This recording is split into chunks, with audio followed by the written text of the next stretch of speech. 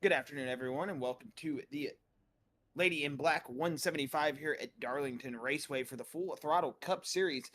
I am Josh Kiwis with your host, Chris Kiwis, bringing you what is going to be a great race here at Darlington. We're going to go ahead and hop on board here with your starting grid tonight, as it will be that two of Ken Baum Jr.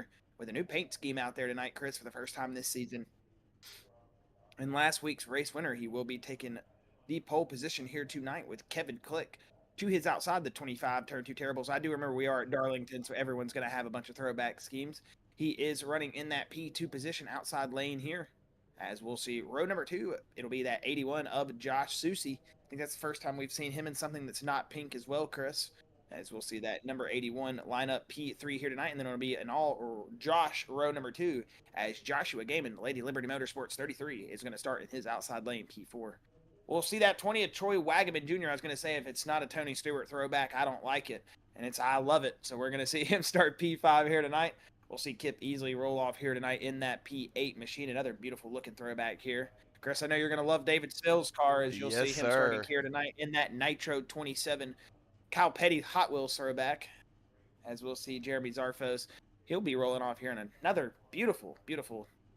I'm loving the team liveries here. They're throwing them back, Chris, but they're also doing it with the league teams. I like that.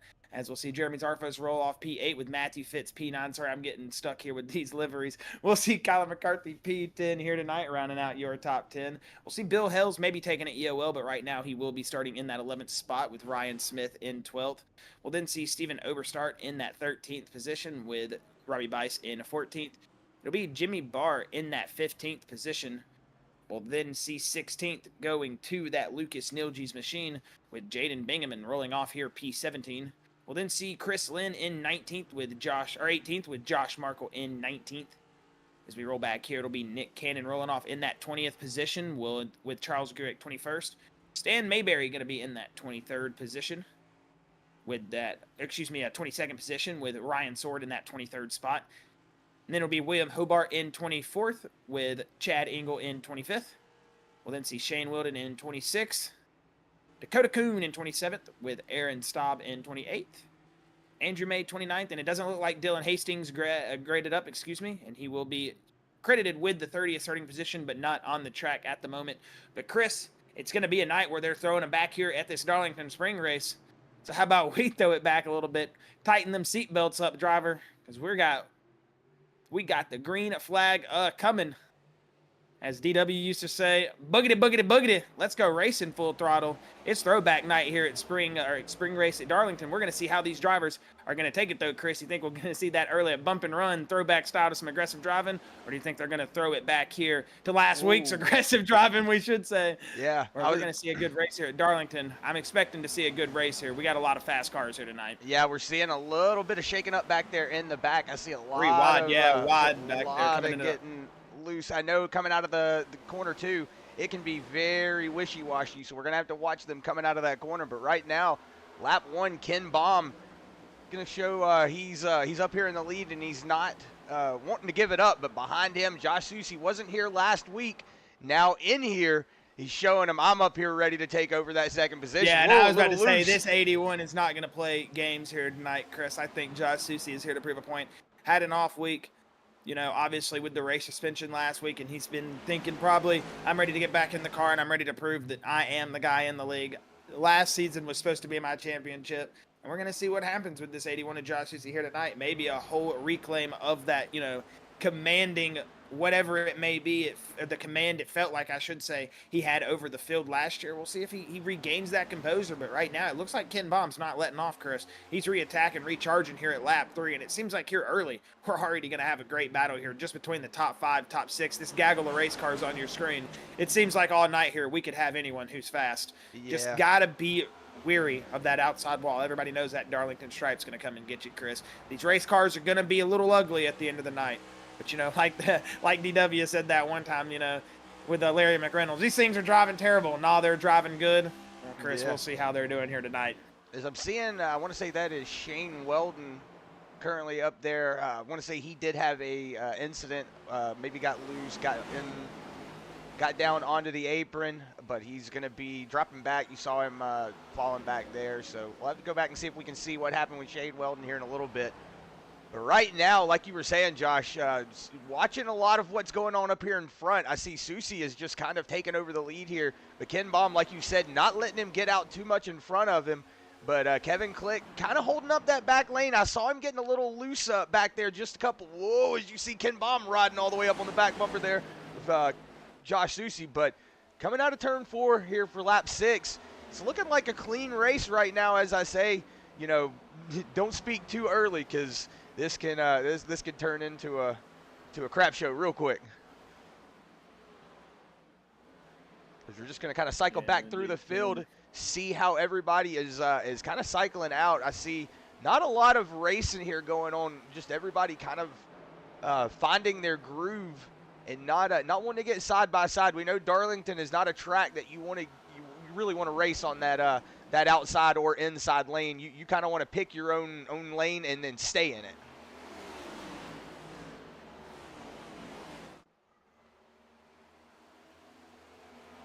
Yeah, and Darlington.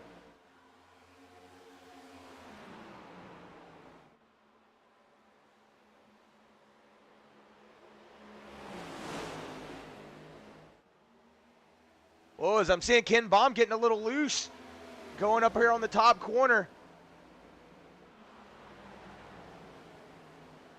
It looks like he's falling back a little bit. That's going to open up the door there for Joshua Gaiman. He's going to get around him as well. So Ken Baum getting maybe a little loose on that top lane. He's going to fall back and take back that, fall back to that 4th position. And Kip Easley looking to attack him on the inside. So wondering if Ken Baum is just not having something in that race car. Maybe he got into the wall and played patty cake with it and it slowed him down.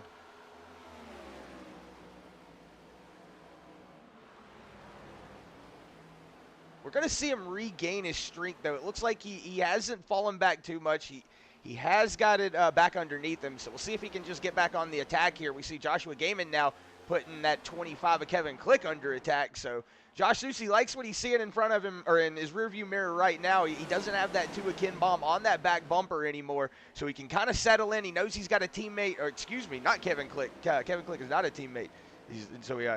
Josh Susie up here by himself in the lead. I was going to say David Smill is the closest teammate that 81 has. So right now, Kevin Click and Ken Baum, those two are the drivers that were teammates, excuse me, as Joshua Gaiman trying to put that 25 under attack, but doesn't look like he really has anything going into the corner.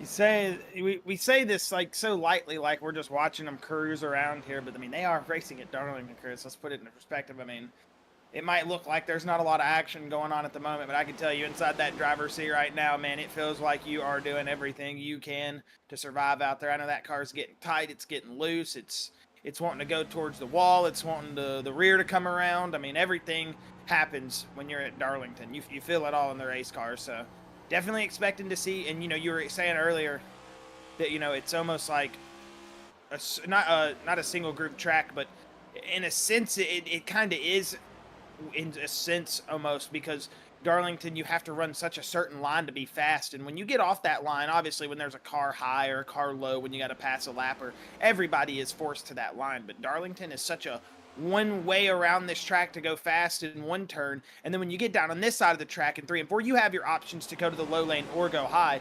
But through 1 and 2, Chris, there, everybody knows Darlington is a very, very one lane essential track. You got to drive it down, get the left sides under the white line right here, drive it back up to the top of the track, and just let physics do its thing, man. Darlington is a tricky, tricky track, and it's not only hard to race it by yourself. You add 2 to the mix, Chris, it becomes very difficult. Yeah, then you add 5 into the mix, and it becomes even worse. So, coming out of turn 2. Being that 33 of Josh Gaiman right there is probably one of the worst spots to be in. It's not fun. You're trying to pass a car in front of you, but you're also dealing with 2 cars worth of dirty air. Terrible spot to be. Sorry, Chris, continue. No, and I was going to say, digress here. Yeah, but coming out of here, turn 2, you see they're riding the wall up here. Josh Gaiman not riding it as high as everybody else, but coming out of this corner, the banking is very uneven. You can get loose really quick. I was watching during practice, and that was where a lot of people were spinning out, was coming out of turn 2. So it's going to be something to watch here later on to see what's going on as we go back here right now. that 29 of Jeremy Zarfos has that 27 of David Smill, too wide back here for that 8th position, or excuse me, 7th position. See who relents. That 27 not wanting to be on that outside lane. Whoa. Matthew Fitz getting a little wiggly. Yeah, and the Cale Yarborough style Hardy's throwback, he was getting all around right there, Chris. Whoa! As I will say, oh, we do have a wreck down the back straightaway. Looks like the 7 of Nick Cannon. 6 or is that the 7? 7 of Nick Cannon. 7 of Nick Cannon. Was that the 26? I think that was the 26 of Jaden Bingaman as well. 26 of Jaden Bingaman, yes. So it looks like coming out of turn 2, maybe somebody got a little loose. I saw, it looks like the 7 of Nick Cannon was on that inside lane. He might have got loose and just came down and collected that 26. We'll have to go back here and see if we can see what happens. Is there? He's on that outside lane. It looks like as the Sunoco sign got right in the way, we'll have to go back here and see. It looks like maybe the 7, it looks like he might have thought he had a run. The 14, of course, getting up into the wall there. You see him slowing down that 26 of Jaden Bingaman. It does look like he has a run here, but then that 26 just comes down, and you see that, the bump.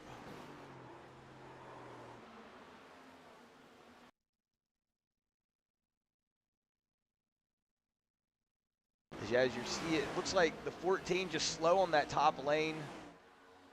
What? I don't know. It doesn't. You know how many times I've done that? You know how many times I've done that exact move to myself on NR 2003 on this track, thinking I got the run coming off of 2 like that, and then you just collect the guy in front of you. I think you got to say a little bit over ambitious there for the 7, but I mean, I'm not gonna lie. I probably would have taken that same move. I think we all do, but that's why, a little bit over ambitious. He sees it, he goes for it, but in hindsight, everything is perfect, and the way you would react in hindsight is perfect. So can't really say that too much, but I don't know. I just think it's one of those things. Nick Cannon going for a little bit too much than he probably should have taken right there. But yeah, I'm seeing no William Brown on the track tonight, Josh. Shoot, I just noticed that. Yeah, I did see a couple drivers. I know Michael Self talking about he ate too much pizza. He don't feel good, which I understand that. Was going to eat pizza tonight and then was just like, not feeling it. So I understand that. Hope Michael Self feels better. I don't know, Chris. You do have a couple drivers here missing. Yeah, a couple of drivers not on the track here tonight, but good to have the drivers that we do have. No Caitlin Height. Haven't seen her in a couple of races.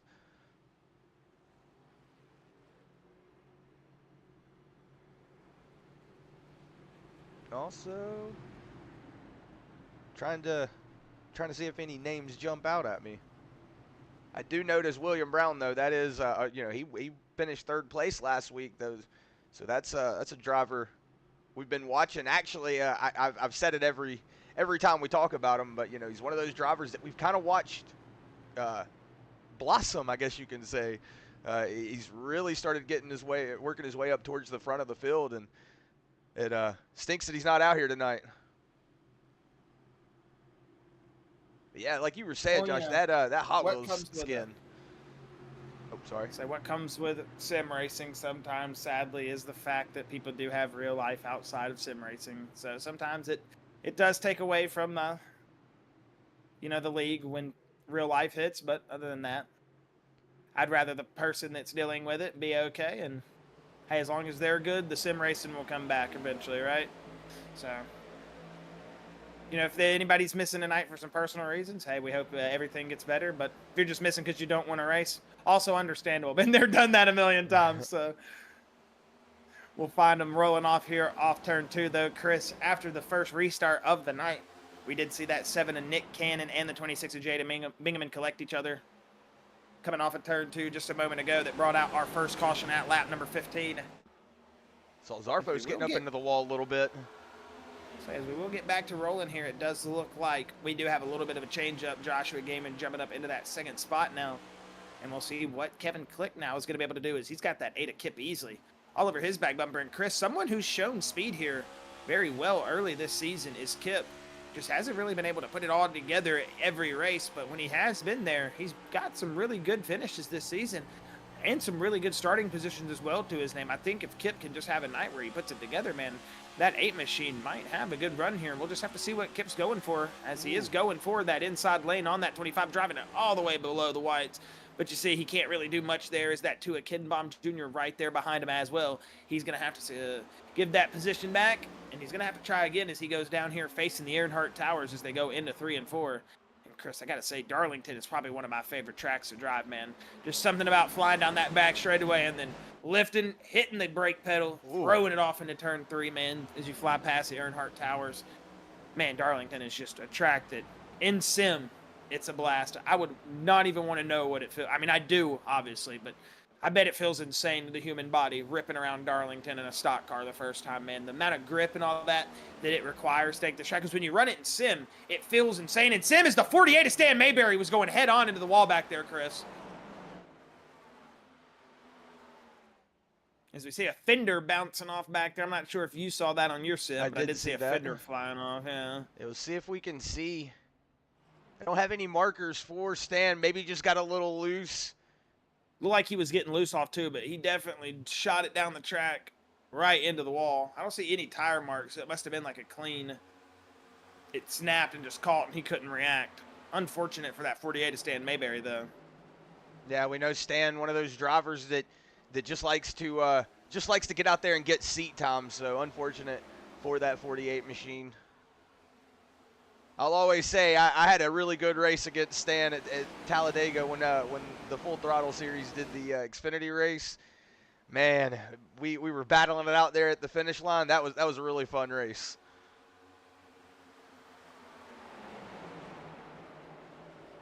Whoa, who was that? Ken Baum up into the wall. Baum?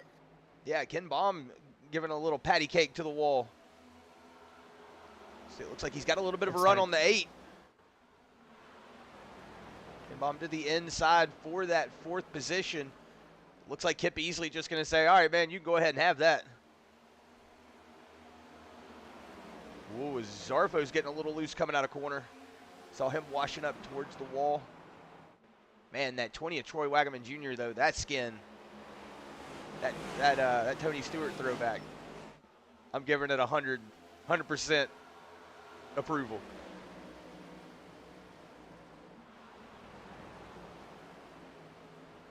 Yeah, I'm loving the throwbacks here tonight. But I'm a big Cal Petty fan, so I'm gonna have to say David Smill's got the best looking scan out there.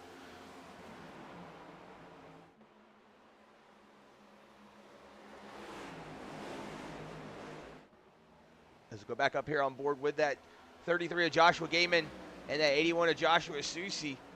Once teammates, now not teammates, but kind of sort of teammates. Battling for that first position. Oh, you see that 33 trying to get down there on that bottom lane, maybe trying to make up a little bit of position. He's going to be on that 81, though. Oh, Ken Baum making a good spirited run up there to that 25 of Kevin Click. Maybe he's like, all right, I'm tired of playing around. I got to get up here to the lead. As we're right on board here with Ken Baum, we'll see how he's attacking this corner. We see he's not shifting up into 5th, at least down the front stretch. I want to say that's the 98 of Shane Weldon on that top lane. You see he's going to, he's going to get down out of the way. Driver chat. But when I hear it, it just makes me giggle. See, going down the back stretch, though, Ken Baum going up into 5th gear. So down the front stretch, not into 4th gear, but down the back stretch into 5th gear.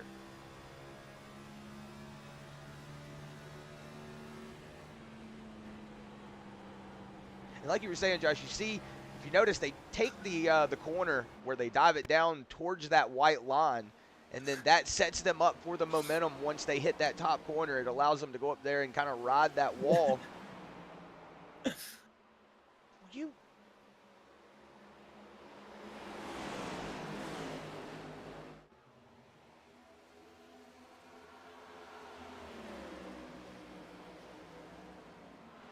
You're good.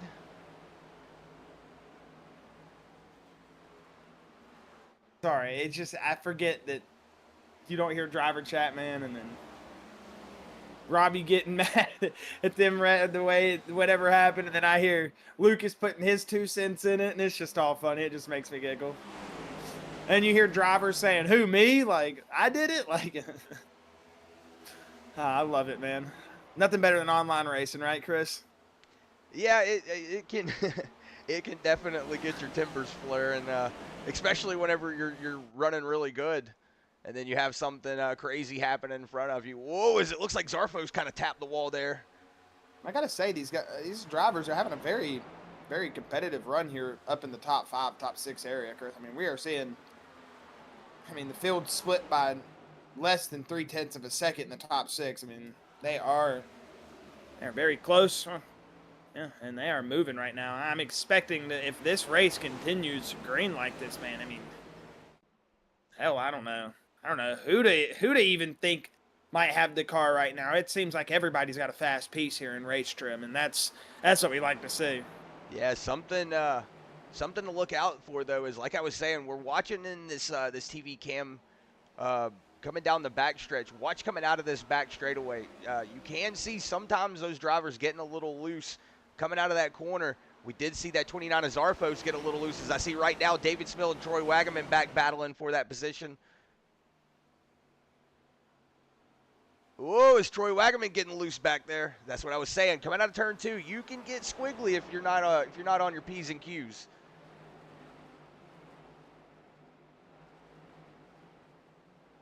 As we go back here, 2 by 2. See a couple of drivers coming down pit lane right now. David Smith, whoa, 69 of Matthew Fitz getting into the 24, pushing him up into the wall. Whoa, Matthew Fitz might have got into the corner a little hot. We see he's having to get off the gas. Looks like he might allow that 24 to go back around and said, "All right, my bad, man. Didn't mean to slam you into the wall." He was saying my bad, and then when Kyler drove it in right there, Matthew was going, "I'm sorry." Definitely begging for mercy. Whatever happened between the two. Yeah, coming out of turn 4 there, I saw the 69 of Matthew Fitz kind of put the 24 of Kyler McCarthy into the wall, just kind of pancaked him into the wall. So that's what he was saying it about. Whoa, is the 25 of Kevin Click might be making a move on Joshua Gaiman. It looks like he was thinking about it. Whoa, the 33 into the wall. Oh, he's going to get a little tight coming off corner there, but he's going to will it back off the wall.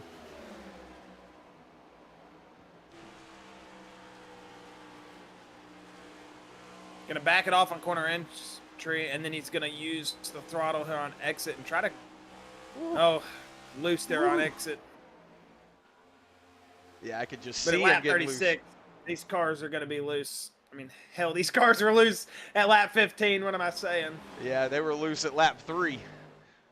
Yeah, I mean, Darlington is a slick racetrack, man. It really has to be rubbered in. And I'm a big fan of Darlington at around lap 75. Once it really starts to wear in, I think Darlington on old tires, man, might be one of the most fun experiences in racing. I don't know what it is. It's just so much fun. Racing at Darlington on old tires. It makes me feel like I don't know, I just feel like I'm Kel Yarborough or somebody back in the day, you know? Just feel like an old school race car driver when you race here at Darlington. And when it's on old tires, it amplifies that feeling by about 10. Riding on board here with Kyler McCarthy. See him making a pass on that inside. Whoa, all over the quarter panel there of that 20 of Troy Wagaman. See if he has it going here into turn 1. He's just going to full send it. They're going to door bang. 20 up into the wall. It's going to push, yeah, like Josh said, into the wall. Going to make that pass. The 69 Matthew Fitz also going to get around him. So the 24 there just playing patty cake. It's kind of how you have to pass at Darlington sometimes. It really is. Yeah, as we see, whoa, Troy Wagaman. Oh, and now the 20's having all sorts of issues now. That really got him out of his groove, Chris. He's going to have a lap or two here to reset mentally, probably. We'll see if that 20 of Troy Wagaman Jr. is able to get something back going here. But, you know, just getting used up like that a little bit, or, you know, whatever it may be when you get past. Maybe cooked that right side tire when he got into the wall and was having to overwheel the race car. Matthew Fitz, big shot. Big slam. Yeah, that was a big slap to the wall. We'll go back up here on board with your leaders. Just see what's going on with them. Haven't really seen anything change as far as the timing. Joshua Susi still leading Joshua Gaiman about 0.2 of a second, and then 0.3 behind them is that 25 of Kevin Click. Ken Baum, who lost a couple of positions early on. I want to say he got up into the wall and just lost 4 positions, has worked his way back up into 4th, but now trying to charge his way back up here and catch that 25 to make work with him. But Jeremy Zarfos has moved up 3 positions into that 5th spot. See him getting a little loose a couple of times before, but going to show you that he still got it underneath him in that 8 of Kip Easley, who has not lost or gained any positions in that 8 machine, still sitting in 6th spot. David Smill, also a driver who hasn't lost or gained any positions. Kyler McCarthy, though, that 24, moved up 2 positions, now sitting in that 8th spot. And then you see that. Click, just past Gaiman. Oh, is it? Looks like Gaiman's blinking. Yeah, Gaiman is blinking right now. Maybe that's. Not really sure. We'll actually see if we can. It doesn't.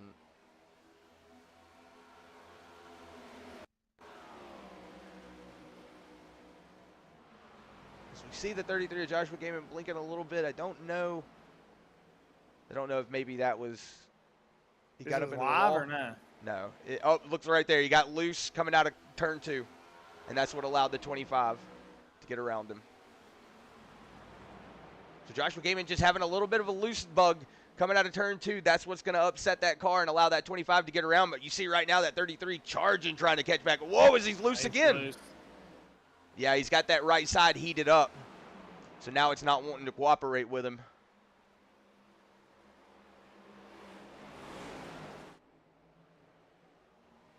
I'm looking for any battle for position on track, but it does look like everybody is kind of single filed out now. We've gotten into a groove. We're 44 laps in. We've only had 1 caution. It was a collection between that 7 of Nick Cannon and that 26 of Jaden Bingaman. Because right now it looks like that 29 of Jeremy Zarfos making a move on Ken Baum. He will make it stick. So Zarfos moved himself up into that 4th position. But, man, we saw it looks like maybe getting a little loose coming out of turn 3. As I see Joshua Gaiman still blinking up here.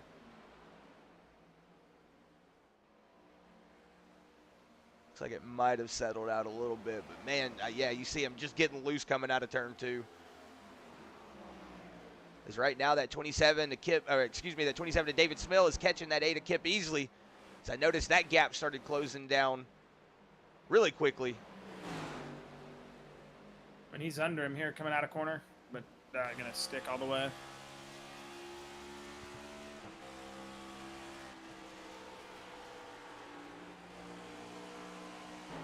Woo! David Smill's got a nice little run coming off the corner right there, Chris. Yeah, as you saw the 8 getting a little the loose. Here. He's going to brake a little bit later, but he's going to use the bottom of the track and the momentum scrubbing up to scrub more speed. An old-fashioned slide job, Chris. That 27 to David Smill Jr., he's going to slide himself up into 6th place. Yeah, we'll see if Kip Easley just was like, all right, man, I'm going to let you go ahead and have that one as well. It looks like Kip just kind of cruising right now, not really wanting to make up or lose any position. He's just cruising. Whoa, as it looks like maybe got a little loose there as I see Joshua Gaiman still blinking out.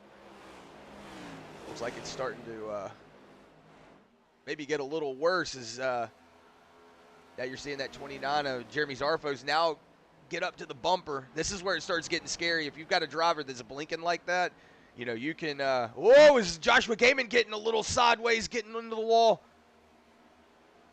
That's something you don't want to see, though, if you're that 29, though. You get up on that back bumper, and he disappears, and then he reappears, and then you're inside that car. It can really mess with you.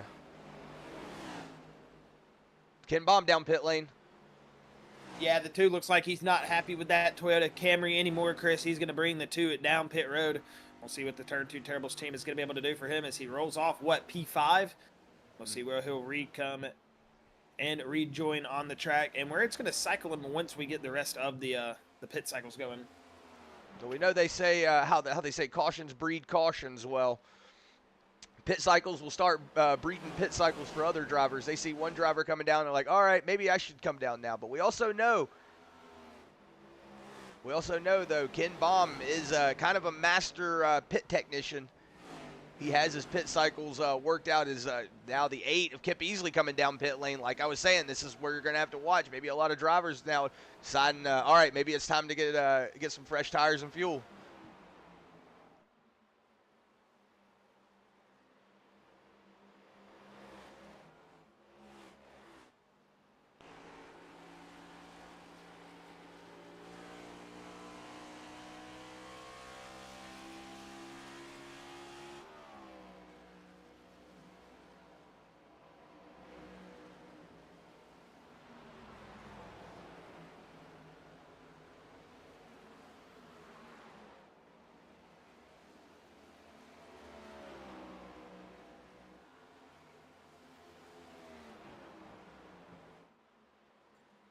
I was muted. I want to say Lucas Nilge's driving that.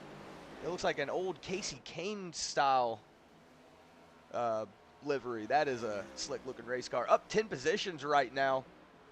So 3 of Lucas Nilge's on a spirited drive. Kyler McCarthy moved himself up 3 positions. Bill Hell's up 3 positions. So didn't take an EOL early on in the race. Normally it was an old fashioned Bill Hell's trope. He would take an EOL at the end of the race, or at the beginning of the race, but didn't this time. Up there in that 8th spot, the 69 of Matthew Fitz right behind him, and then behind Matthew Fitz, that 94 Ryan Sword. I'm also going to say big Bill Elliott fan, so that's a good-looking skin as well.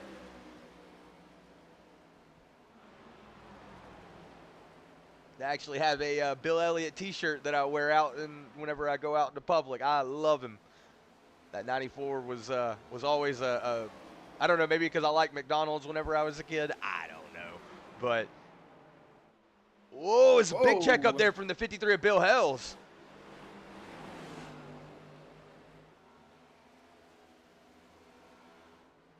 So go back up here on board with Josh Susi. It looks like he's kind of taken off from everybody in front or behind him now. It was 0.2 of a second not too long ago, and now he's got a 0.6 second between him and Zarfos. But Zarfos is kind of catching him, so wonder if Zarfos is using up a little bit of tire to try to catch that 81. That 81 might be going on a conserve mode. We know Susi is actually the pit technician, tactician. He can make or break you on a pit cycle, so maybe a little bit of a strategy here. We do see Zarfos catching him really fast, though. Yeah, we'll see what happens here. And Dakota Kuhn down pit lane. what's going to be the tell here is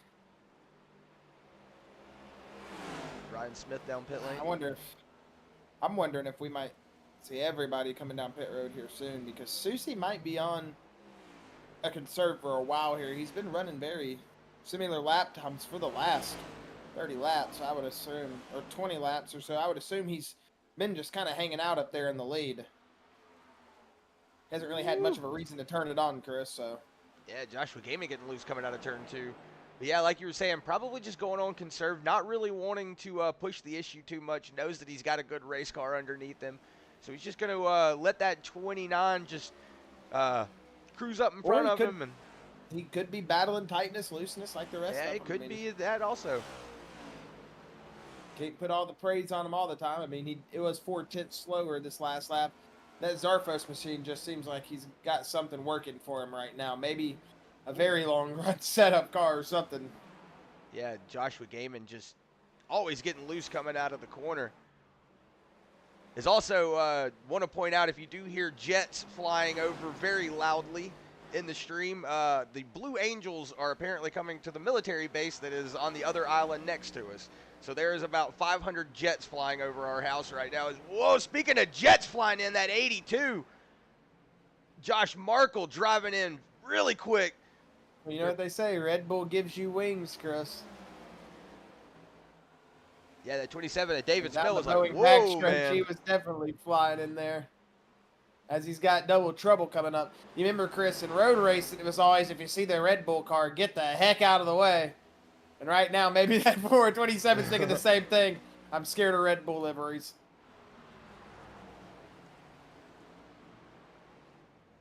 Yeah, as right now I see Jimmy Barr coming down pit lane. Kevin Click on his way out. Troy Wagaman also down in pit lane right now. So a lot of drivers going ahead, coming down pit lane. Robbie Bice on his way in. Jimmy Barr also down pit lane. Joshua Gaiman coming down pit lane as well. Yeah, you're starting to see these tires are not where these drivers are wanting them to be. And normally that's what it starts spelling whenever you see drivers coming down. Those tires are just not happy with them. Because we're starting to see now a 2-second gap almost between Zarfos and Susi. So Susi going on ultra conserve. I wonder if that 81 is waiting for a caution.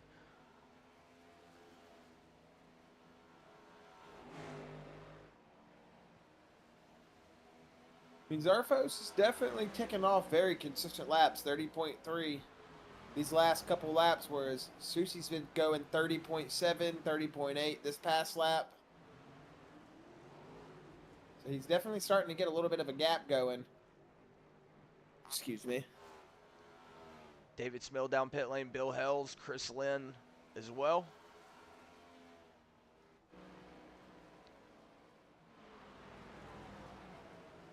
'29 coming up on a little bit of lap traffic. That is the 35.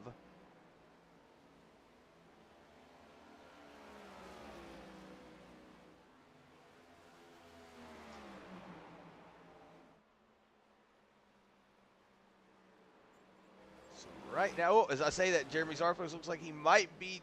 Oh, it looks like he was deciding to come down pit lane. Ooh, he missed pit road. That's not good. Yeah, he missed pit road. He might get past here.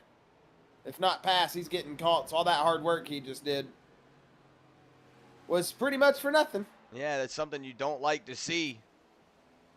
That 35 One of Chad mistake Engel. can erase some hard work right there, Chris. That just shows you.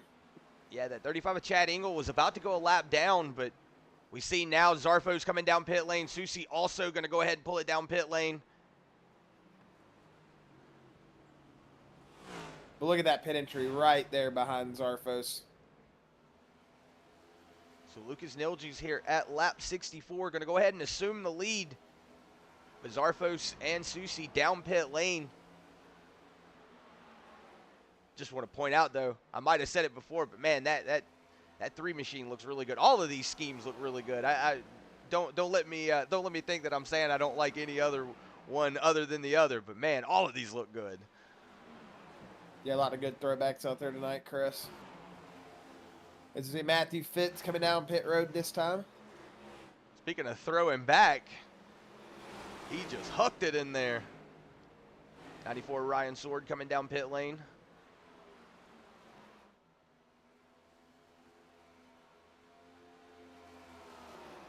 See that 95 of Dakota Kuhn trying to get around that 3 to get that lap back.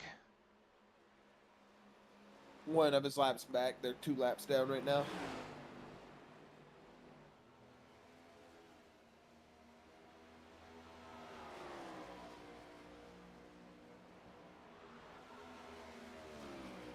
So right now, Lucas Nilge's, Kyler McCarthy, Steven Overstat are the only drivers that have not come down pit lane recently. Lucas Nilge's did come down pit lane at lap 16, was down for 14.82 seconds, so maybe a little bit of damage repair, or took a set of tires, so this is why he's staying out. He knows that he has to stretch these tires out as long as he can.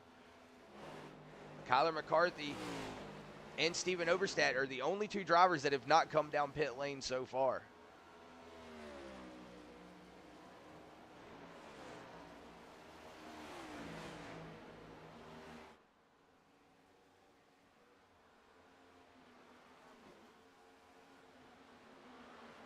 See Ken Baum sitting in that 4th position, trying to get a lap back from that 3 machine.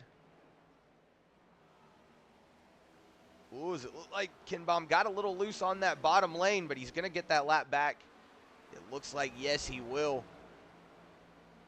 So now Ken Baum can breathe a sigh of relief. Kip Easley looks like he might be also working his way up. Catch that 3 machine. Right now, we've got a lot of drivers that aren't on that lead lap.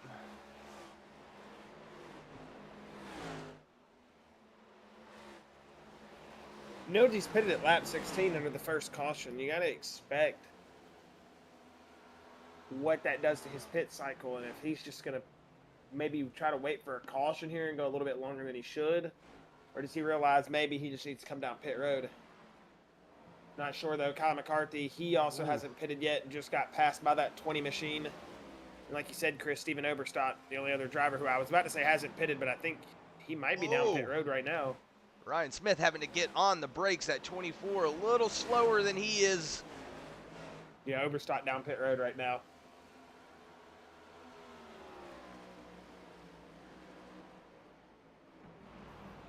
Old AJ Foyt, number 14.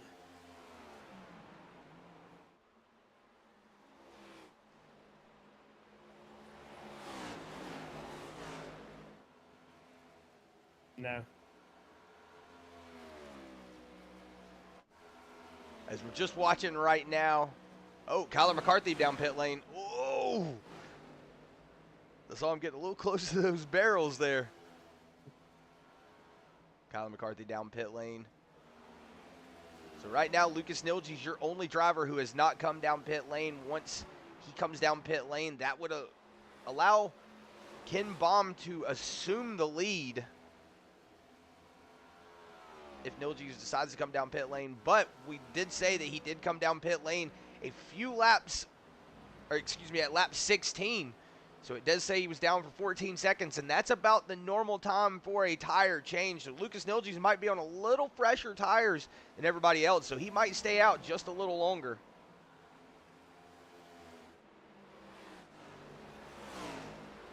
Fresher tire than everybody else? What do you mean?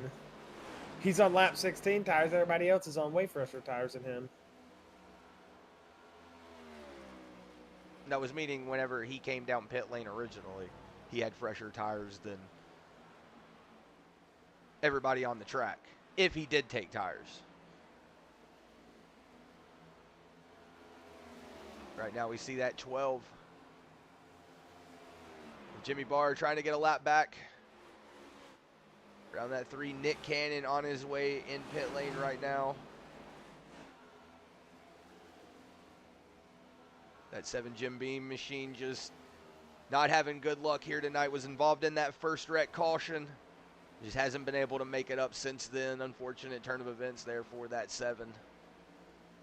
It's good to have him back in the sim though. You know, we did have him not in the sim for a little bit, so it's good to have that 7 back in racing with us though.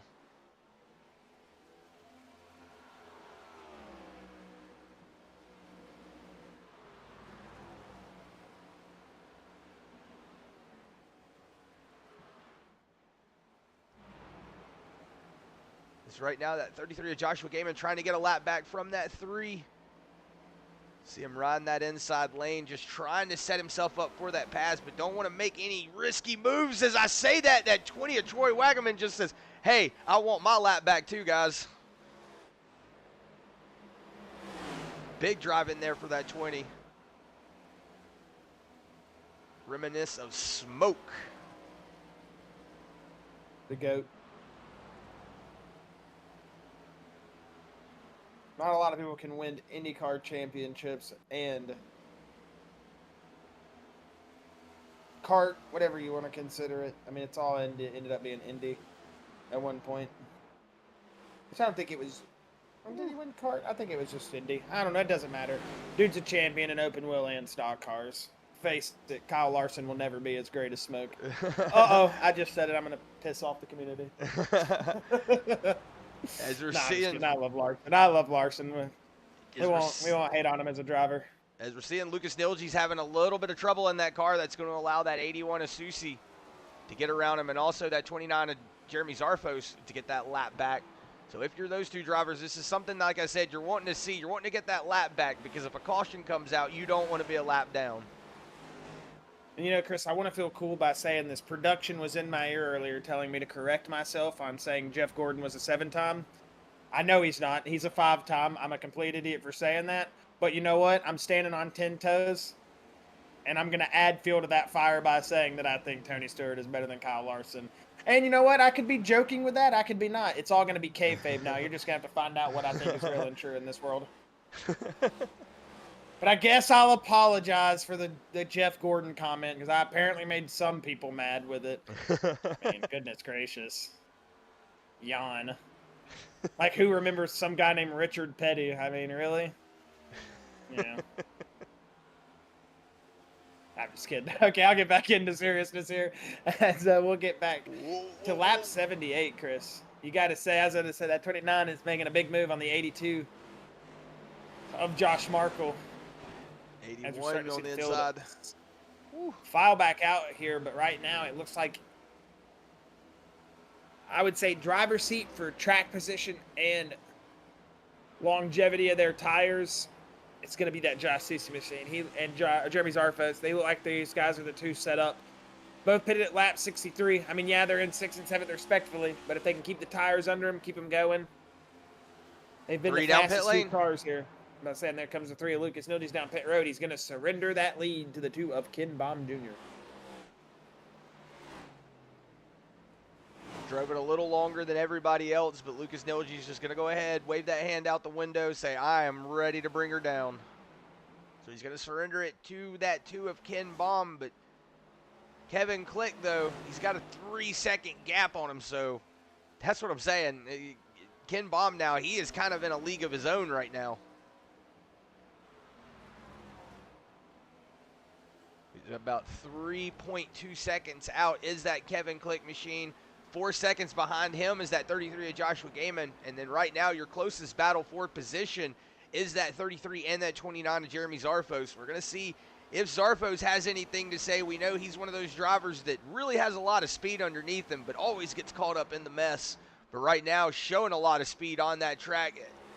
See him riding all the way up there to the wall, just not going all the way to touch it, but just going to get as close as he can. He's going to put that 33 of Joshua Gaiman under attack here in not too long. He's got that 20 up in front of him, Troy Wagaman, who is currently a lapped car. He's 2 laps down, that 20 of Troy Wagaman. But right now, it looks like Ken Baum is just, like I said, kind of in a league of his own. I want to say Kevin Click has gained about a second, about a half a second on him. He was 3.6 seconds. He's now got it down to 2.8 seconds. So that 2 machine's starting to lose a little bit of time to Kevin Click. But right now, you know, you've got 2 seconds. That's pretty much an eternity on the racetrack. That takes a long time to make up. As we see that 14 get around the 2 of Ken Baum. Whoa, it looks like Troy Wagaman might have went around. Looks like it says he crashed and jumped to the pits. So maybe not wanting to pull out a yellow, but don't have a marker. We'll see if we can see what happened with him. As I was just talking about him, it looks like right there in front of him is that 95. Then you see, whoa, yeah, he gets into him. The 33 gives him a bump. He gets slammed, and it looks like it might have been a... He keeps it going. Oh, slams into the wall. He's down all the way up against the wall. Just went ahead and pulled it to the pits, and then you see the disconnect there.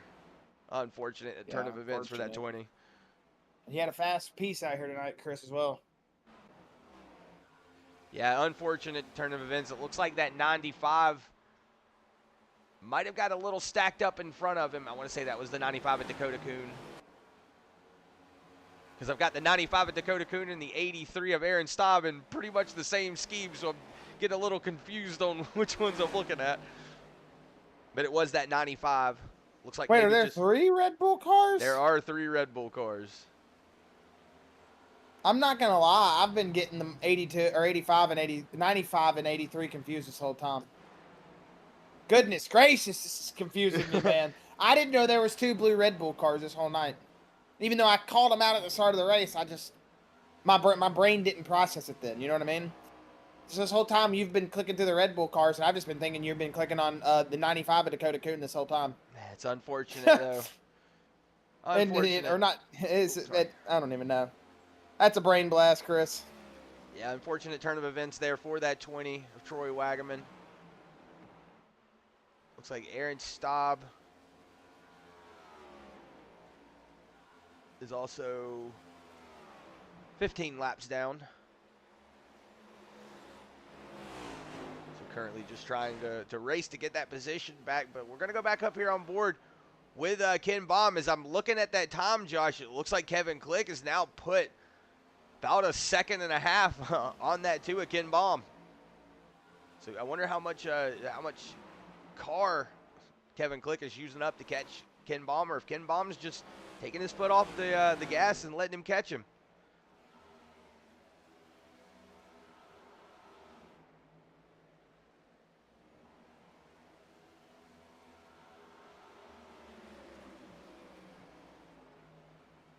Got to think this 81 of Josh Susie has got a fast piece right now, Chris.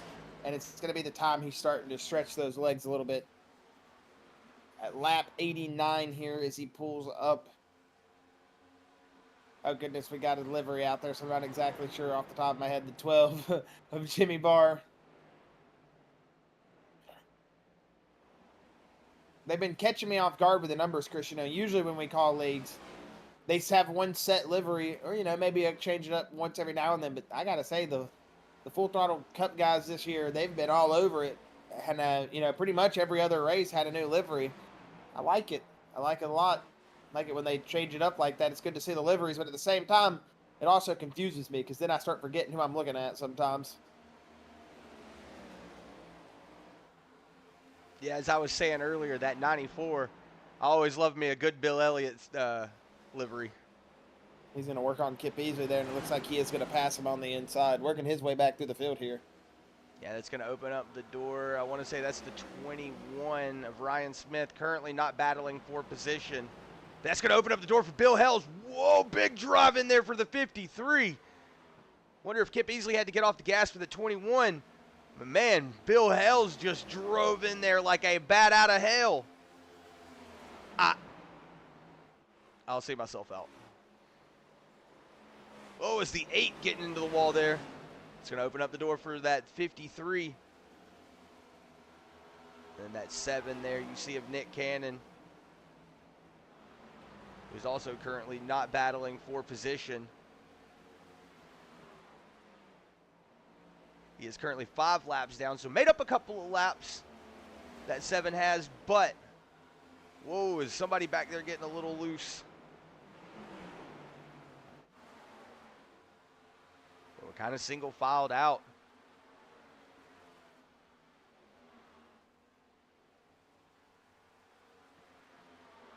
But as we've got a moment here, I do have a couple of cameras.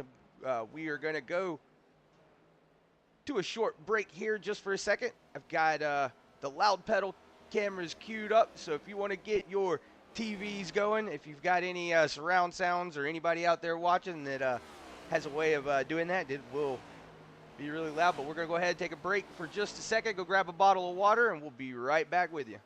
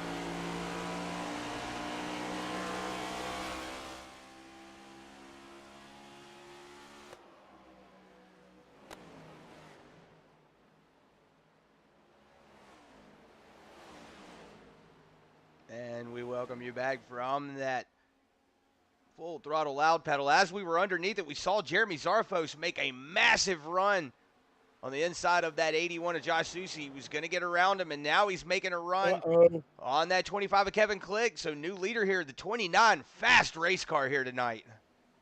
As I say, something has happened with this 29 of Jeremy Zarfos, man. They have found speed, and they have found it big time, Chris.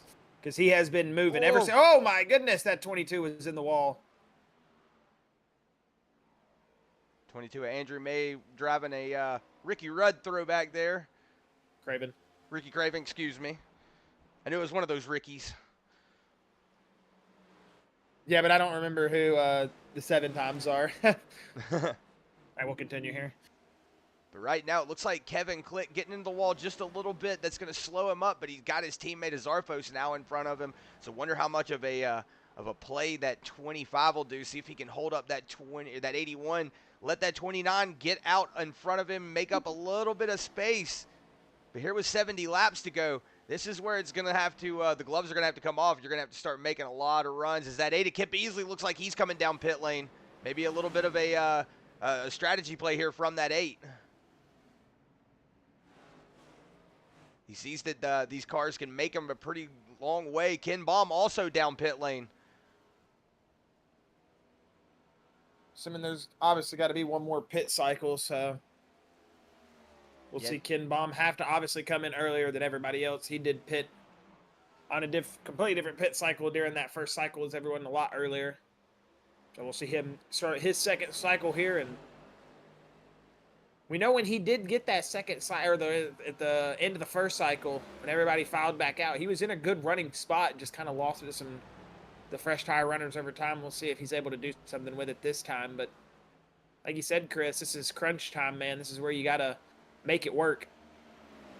Right now, Susi, a massive... Oh, excuse me, that was the 28. Oh, I thought that was Zarfos. I saw that black... saw that black rear end and thought he was making a run on Zarfos. I was like, man, he got a massive run, but that was the 28 of Robbie Bikes, excuse me.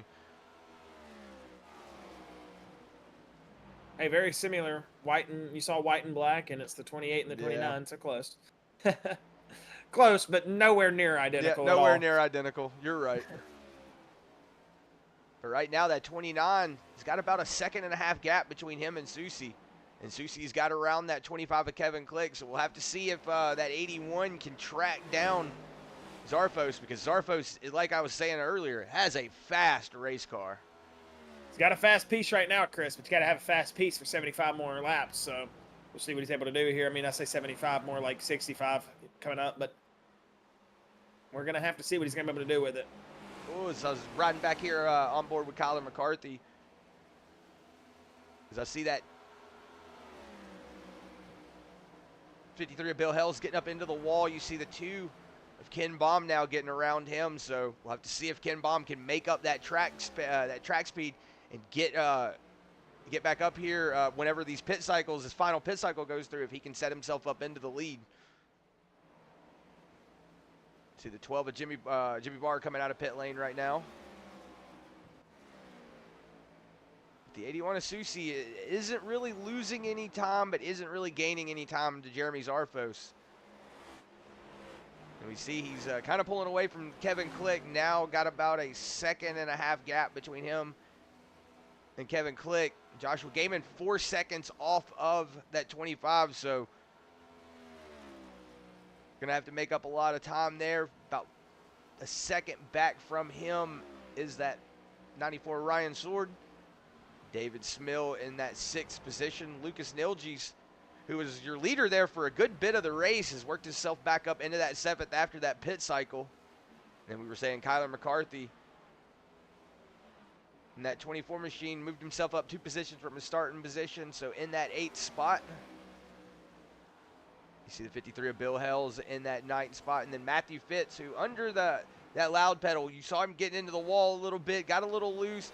Just not liking that car underneath him right now, so gonna have to see how long that 69 holds on to the wheel and stays out on the track, or when he'll decide to come down pit lane. That 14 of Steven Oberstadt currently sitting in 11th. 32 of Chris Lynn is in 12th. And then we see Ken Baum in 13th. Brian Smith in 14th. Then Chad Engel going to round out your top 15. Kip Easley is working his way back up. He had fallen back to 20th, now up into 18th. So just going to have to. Him and Ken Baum Jr. pitted. Yeah, he's going to have to. Oh, yeah, he did. He's going to have to work his way back up after the pit cycle. You are correct. Right now, that 12 of Jimmy Barr trying to get that lap back on that inside lane. See the 29 of Zarfo's getting up into the wall. It looks like Jimmy Barr going to go ahead and get out of the gas and let that 29 go around.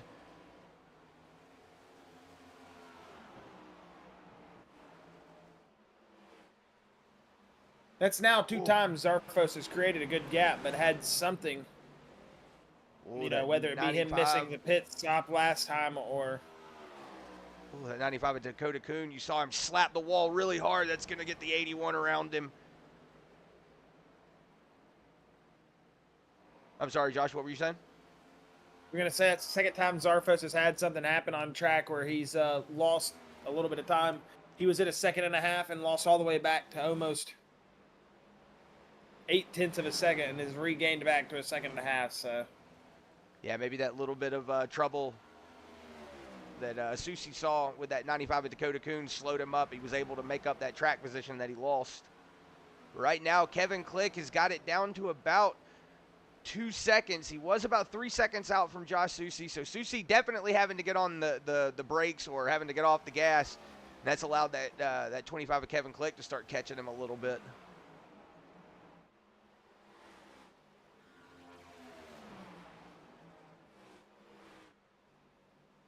See the 33 of Joshua Gaiman going to go ahead and allow that 8 Kip Easley to get around him on the inside. That 8 did come down pit lane. So on fresher equipment, Chris Lynn and Robbie Bice down pit lane right now.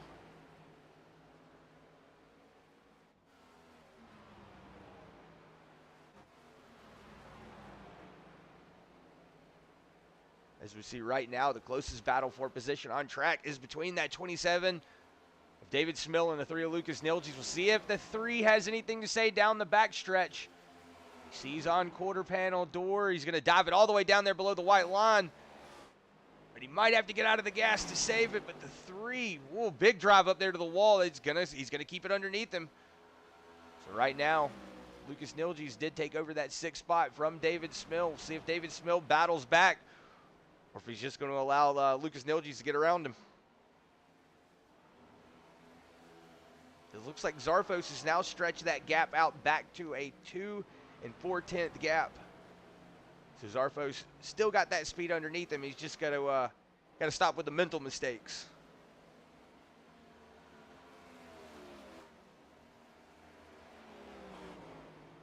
Yeah, definitely the lap car with the 12 I don't think was his fault. He just got called up there in a race with the 12 machine, but definitely on the pit stop, Chris. I think if he was to keep that lead and the pit stop, we wouldn't even be talking about Jeremy Zarfos, Josh Susie for another couple laps, depending on if Zarfos was to fall off or, something. Who knows? Anything could happen, but I think Jeremy Zarfos has got himself in a good spot right now. I think he's almost made the cap 3 seconds now, Chris. Yeah. Yeah, I mean, he is 3 moving seconds through traffic. But how much of this is using up some equipment compared to Susie? I mean, I know we got one more pit stop. I don't know, man. We'll have to see. But right now, that 29 Turn 2 Terribles, it's looking like a very fast hot rod here tonight. And it seems like they've brought a great setup to Darlington. Yeah, that 35 of Chad Engel getting a little loose coming out of turn 4. We see him keep it underneath him. The 33 of Joshua Gaiman down pit lane. This is where the pit cycles are going to start coming in. David Smill down pit lane. See if it'll start spawning some pit stops. Zarfos down pit lane. Susie going to stay out. Whoa. Wonder if Susie's got the mentality that we're going to go to like 160 and then they're going to get a caution for everybody racing hard and then he's going to just be able to stay in the front. I don't know. I don't know if it's just on like a graphic error for me, but that 22's right wheel was definitely turned to the left. Must be for you. He has a little bit of right front damage, but he doesn't have anything. You said it was the left wheel? Yeah, his right wheel. When he was coming out of the corner, the wheel wasn't. Yeah, it is definitely turned hard to the left for me. It's straight for me. It just must be netcode. Yeah, that's why I was like, whoa, Susie is getting around. He has right front damage Whew. for sure, but nothing along those lines. Yeah, I was wondering if Susie was going to be able to get around him with that damage, but if it's just a graphical error, then that's on my side. Your iRacing is probably interping that the wheel is destroyed. Yeah, but we definitely see Andrew May driving away from him, so. I say the beauty of online, man. The beauty of online gaming. Yes, right now it looks like Ryan soared down pit lane. So here with 50 laps to go, this next time by, this is The where McDonald's 94 coming for the drive-through, Chris. Haha. Haha. But if they get the order wrong there on pit road, that's not good. Yeah, you don't need to get the order wrong there. Trust me, the ice cream road on pit road never works either. So right now, Ken Baum has moved himself back up into the position that if a caution was to come out, he would get the lucky dog. So that is good for that two machine, at least, to be in a position to get that lap back. Yeah, but Chris, you got to think, if a caution comes out, everybody's going to pit anyways. He'd probably stay out. He's going to get the lap back anyways. Unless, you never know. Kevin Click down pit lane.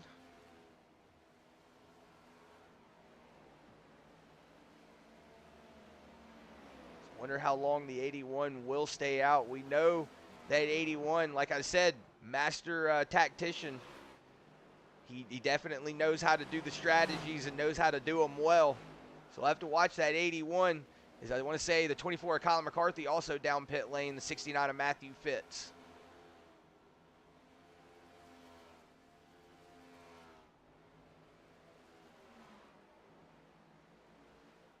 Doesn't like Susie. Oh, wait, no. Sorry, that's turn 2. See if Susie has any plans to pit now. I don't think he's going to, as it does look like that 14 of Steven Oberstadt going to pull down pit road.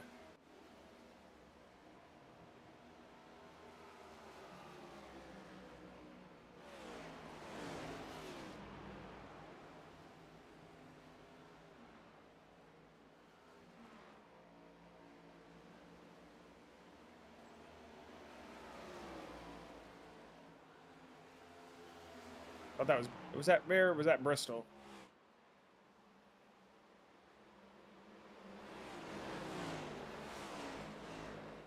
Yep, I was actually muted. I was going to say, I was wondering if David Smill had the same sentiment about this track as that Kyle Petty.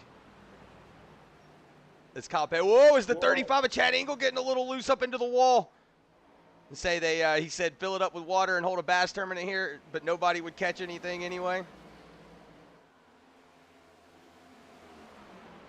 What was the 81 down pit lane? I think a lot of people know that the reason Darlington is shaped like this because there's a dang pond out in 3 and 4 that the owner of the land didn't want to get rid of. Mm-hmm. It's the only reason why this track is shaped like an egg. Lucas Nilges, though, the only Some driver. dang redneck was like, man, I want to get rid of that dang thing over there, man. Just build a track around it. And there you go. That's how Darlington was born, as the track that's too tough to tame. Because some dude off Moonshine didn't want to get his pond taken away from him, his favorite fishing spot. Yeah, as we were saying, Josh Susie come down pit lane. Lucas Nilges, we saw him stay out a little longer. Wonder, as I'm saying that, down pit lane now, is that 3?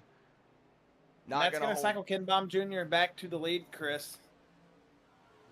Yeah, he came down at lap 105. So but look, who is only 5 seconds behind him right now. Yeah, 29 of Jeremy Zarfos.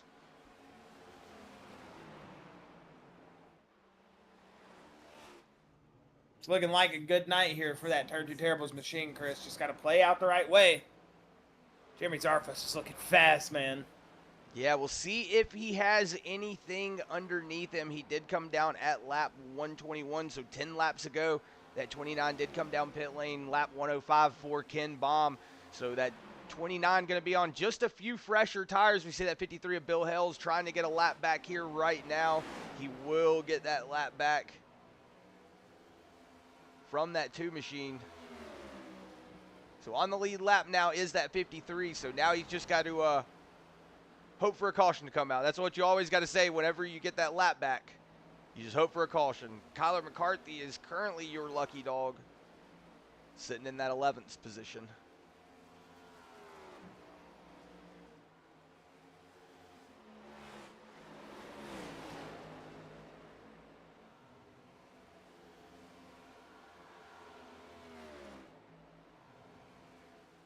It looks like Jeremy Zarfos has put on about about half a second. 30 seconds. About half a second on Ken Baum, Josh. So he is slowly catching him. Yeah, I mean, Jeremy Zarfos is going to be on the fresher tires at the moment. But what is it going to come down to, Chris? I mean, this is Darlington, man. These are the endings we hope for. A track like Darlington, a lot of fast race cars, a lot of active race cars. Man, we still got a couple laps here to decide it, man. But you got to think as it's ticking and ticking and ticking. The patience is running out here, and we're going to see drivers starting to make moves once they get in the position to make them. And they're not going to hold lightly anymore. Yeah, it's a stark contrast from last week, though. I don't even remember how many cautions we had at 21.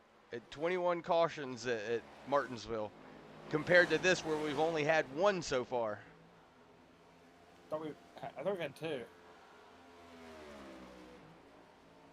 We may have had 2. I don't think we've had. I don't know. I don't remember a second one. Did we get a caution for Stan Mayberry? No. No. We didn't get a caution for Troy Wagaman? No. There was one more wreck, I thought, right? But that was the caution wreck. It was, okay, yeah, between the 7 and 26. Hey, I thought we've had 2 cautions tonight.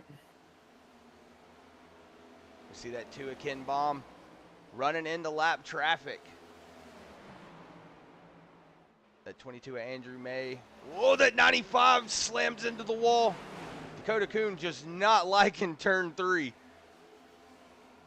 Every time the 95 gets into turn 3, he goes up there and tells him, I don't like you.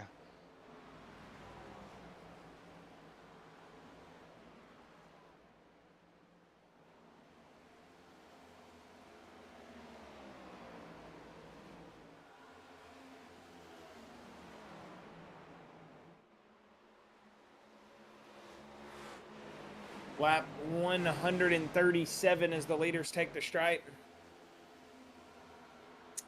It looks like that 2 138, excuse me. is Ken Baum is about to put the 8 of Kip Easley a lap down. Well, look who is ticking down the time behind him, Chris. Now another 2 seconds. Yeah, I was about to Jeremy actually. Zarfos, 3.2 seconds back. Whoa! And whoa, he has got heroics going on in front of him. Yeah, you see the 24 of Kyler McCarthy might have got loose coming out of turn 2, getting back up into line.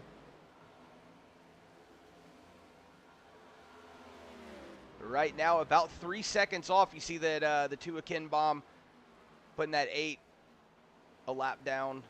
So right now, we've only got 9 cars on the lead lap.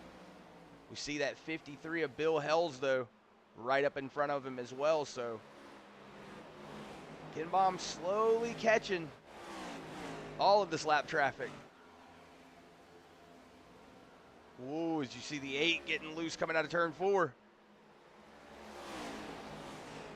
As right now, Kevin Click's about 2.7 seconds off of, Joshua Gaiman's 2.7 seconds off of Kevin Click. And we see Josh Susi right behind him, who is trying to make up as much time as he can, currently sitting in that 5th spot. But right now, Josh, Jeremy Zarfos now 2.5 seconds underneath him. Whoa! As you see Ken Baum getting a little big loose. time gain. Yeah, look at the time gain, Chris. Yeah, Zarfos already 1.5 seconds.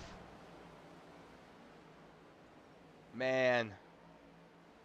Ken Baum running Big kick up there from Ken Baum. Yeah, all this lap traffic really throwing a wrench in that that 2's plans. I mean, Zarfos has got to pass the same cars.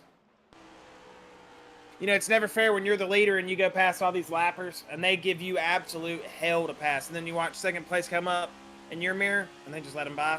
We'll see if that gives the same thing here. But right now, you got to think Jeremy Zarfos is going to have to work for this. Yeah, the 24 Colin McCarthy on that inside of Bill Hells. Going to make that pass for that 10th position. But the 29 trying to get around these guys for that position. This is opening up the door for Ken Baum. He's now got a second, still got a second and a half gap between him and Zarfos. So Zarfos still in striking range, but he's got a lot of cars in front of him.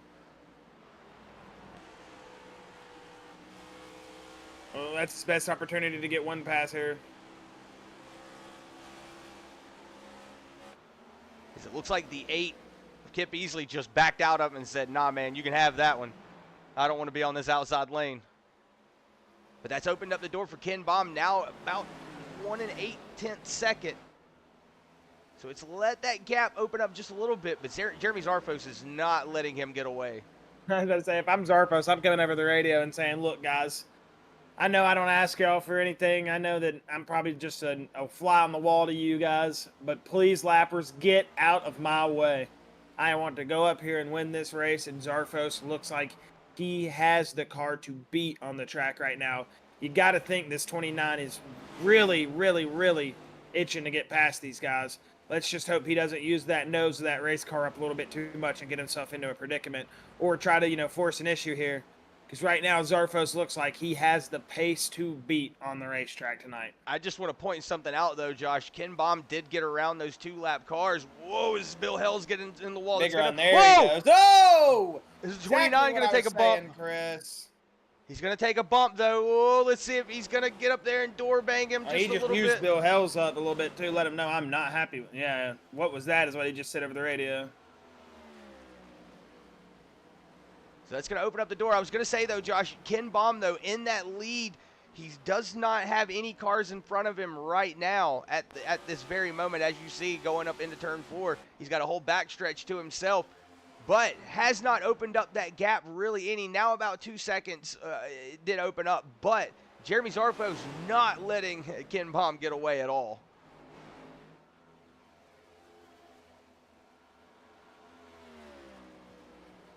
Right now, I'm not seeing any battles on the track for position. Everybody is about 3 seconds out.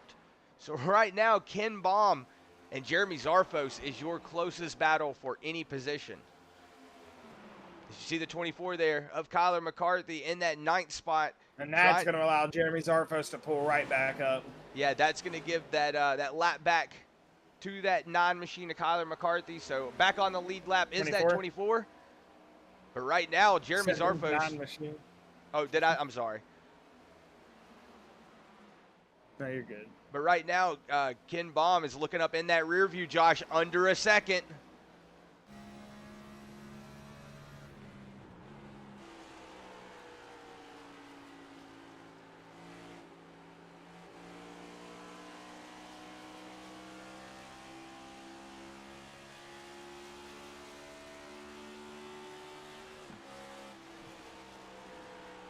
Andrew May in pit lane.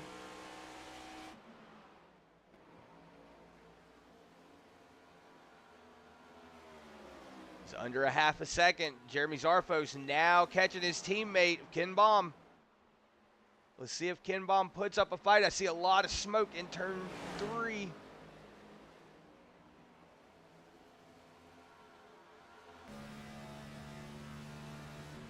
On board here with Jeremy Zarfos.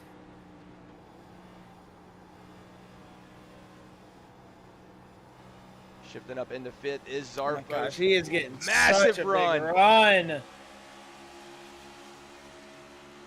You saw Jeremy Zarfos getting the little Jeremy Zarfos photography shout out as he passes his teammate Ken Baum Jr. and he's now into the wall. A little bit of a Darlington stripe himself. We'll see what the 29 can do now. New leader. Lap 150 now, lap 151. Jeremy Zarfos. 25 laps to go. We'll see if Zarfos has the car underneath him. It looks like Andrew May just jumped to pits, might have had an issue. But we're going to keep it green here. That is the good thing about Darlington. If you can stay below the yellow line, they will not throw a caution, especially in the front stretch. The front stretch does give you, or the back stretch gives you a little bit of leniency if you're down way up against the wall. But as we saw earlier with Troy Wagner. Zarfo's already extended the gap out to a second. Yeah, just going to show you that Zarfos has a rocket ship underneath him tonight. Yeah, he's got a hot rod for sure, man. I know I say that term a lot, but this man is cooking beans right now.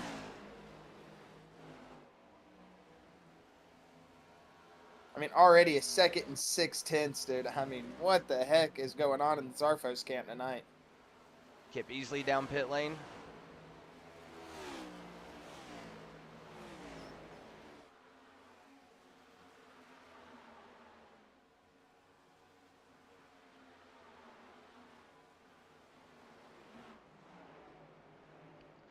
But with 22 laps to go here at the stripe, does that 29 of Jeremy Zarfos have it underneath him to keep extending that gap out? He's now got a 2 3/10 gap between him and Ken Baum. So right now we've got a turn 2 terribles 1, 2, 3. Just going to show you these turn 2 terribles. It's definitely the Darlington setup.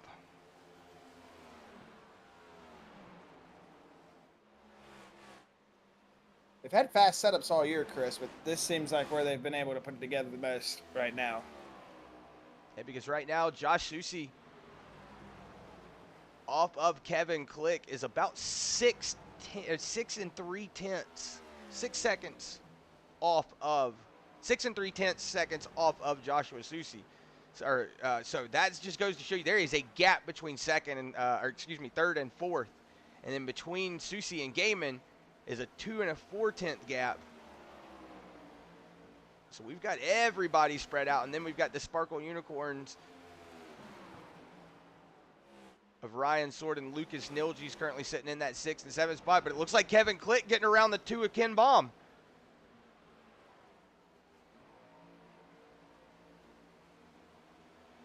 Man, I'm wondering if if Ken Baum's just not having the race car that he wants underneath him tonight.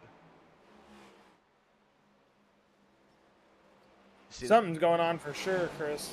See the 14 of Steven Oberstad up into the wall, but he's going to keep it underneath him. Yeah, something has to be going on in that 2 camp. Or he's just saying, hey, guys, we've got a 6-second gap between us and the guys behind us. Let's just cruise. I've won 2 I definitely races think it's this the season. strategies. I think it's definitely the strategies, and he maybe had thought some cautions, Chris. He's probably in a position now just with his tires that maybe not thought he was going to be in tonight, Yeah, I mean, you are correct, Damien. He had 20 lap older tires than Kevin Click and Jeremy Zarfos, so those tires are starting to show that they don't like him. And then Josh Susi, he's on 24 lap fresher tires than him, so we could see this 6-second gap slowly start to creep up here for that 81 and that 2.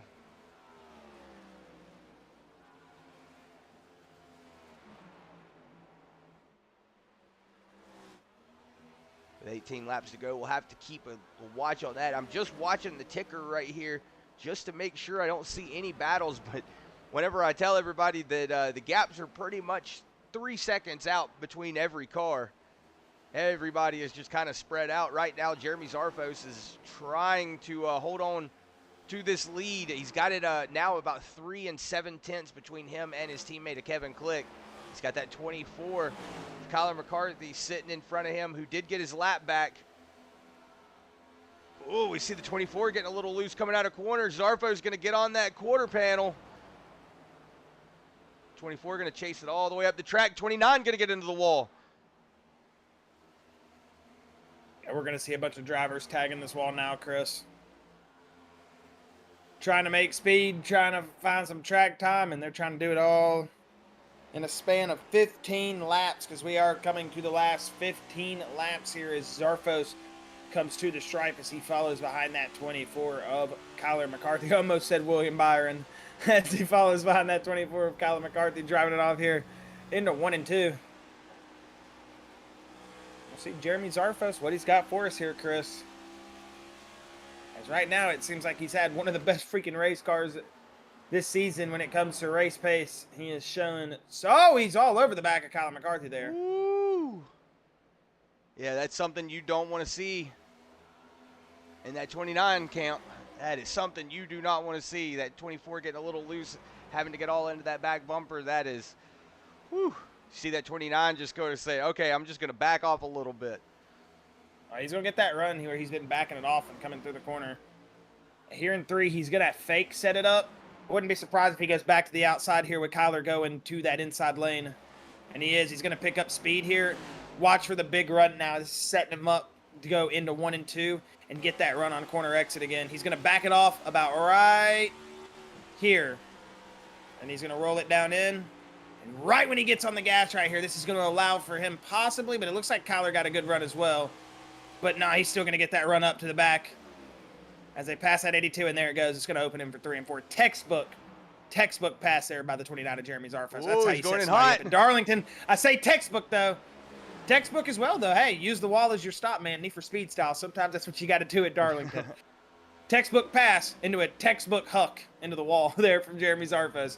But he's still going to maintain the lead. Lap 164. We're ticking in on 10 to go, Chris. Yeah, we've got Kevin Click now 3 seconds, almost 4 seconds here as I slowly see that ticking off. That 25 just losing a little bit of time to Zarfos. Now 4 seconds out to that 29 is the 25.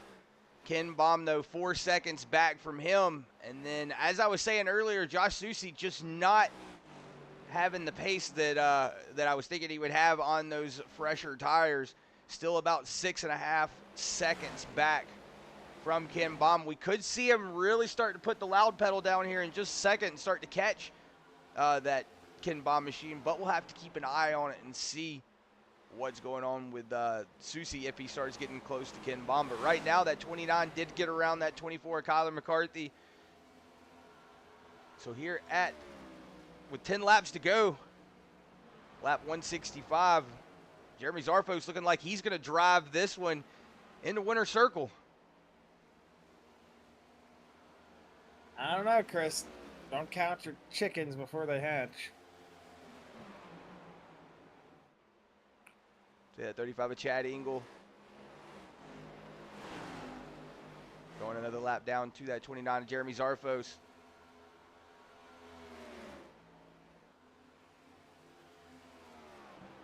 But as I'm saying, Ken Baum still not losing a lot of time to Josh Susi. Still about 6 2/10. So right now, if Jeremy Zarfos can just keep his nose clean and keep the car straight, like I said, looks like he could walk away here with the win with a very fast race car. Like I said, early on in the race, just noticed that he had a lot more pace than everybody else. It's crazy. He's shown early run speed. He's shown late run speed. I mean, what does that 29 not have, dude? It seems like it is just fast all over. And it's one of those things, Chris, too, at Darlington, everybody knows.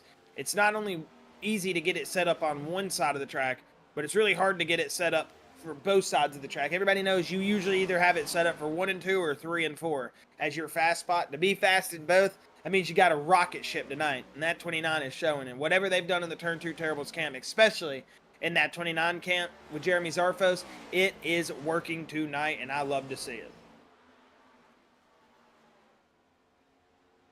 Whoa, is the 35 there. Chad Engel getting loose coming out of Turn 2.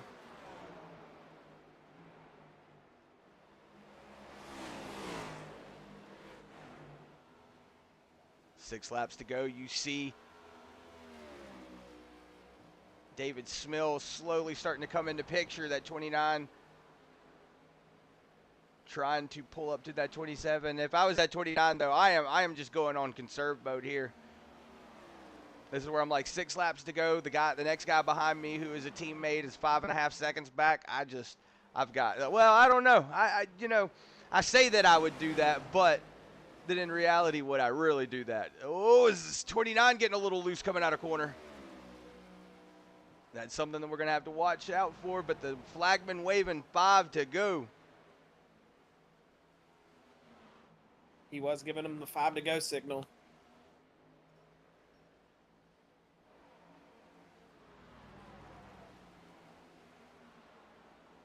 Yeah, Susie now put about 3/10 on. He's got him now down to about a 5 9/10 gap. But yeah, I don't know if that 81 has the speed to catch back up with Ken Baum.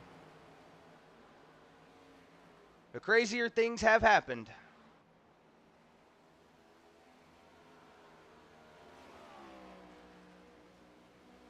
Yeah, we're not gonna say anything until the fat lady singing, Chris. We're gonna hold off on claiming anyone the victors, right?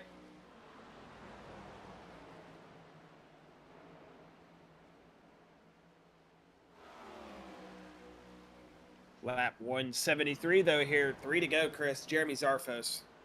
You got to admit though, here tonight has looked absolutely insane, man. I mean, passing, the cars that we thought were fast, making them look like they're going slow. He passed Josh Susie with ease. He passed Ken Baum tonight with ease. I mean, his car has just been fast all over the place. And now we're getting close, Chris, to where if he can just hold on for this next lap, 2 laps right here, it's going to be all 29, lap 174 of 175. Speaking of another driver who's done well tonight, that 25 of Kevin Click. The 2 Turn 2 Terribles drivers, along with their teammate Ken Baum Jr. here, makes it a triple threat here on the podium for the Turn 2 Terribles, as they're going to be probably finishing this race 1, 2, and 3 here, unless the circumstances provided here in the future changes that outcome. But we're going to have to see what happens here. Is right now in front, that 29 is right behind that 27 and that 28. But he's going to see the white flag, Chris. This race is official, and I wouldn't think Robbie Baishia would do anything there to hinder that 29. He's going to allow him right by. And seeing the last lap of the race here is the 29. Let's see if he can make it back to the checkered here. But right now, just got to give him his flowers where they're due, Chris. That 29 has looked so good here tonight. He's going to get right there next to David Smith Jr. He's not going to chop his nose or anything, but he's not going to be able to get by him due to the run of the 27. But checkered flag is out, Chris. Jeremy Zarfos, Turn 2 Terribles.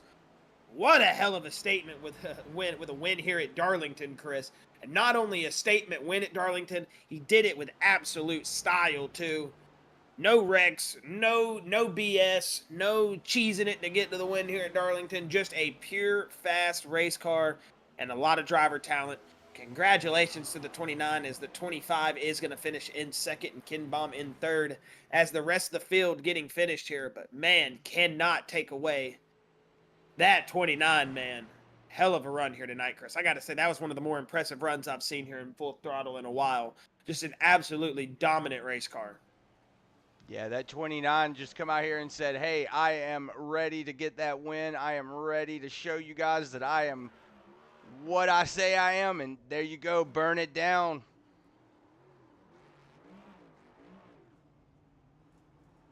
Fred the Flagman watching on and all. He's got the best view in the house.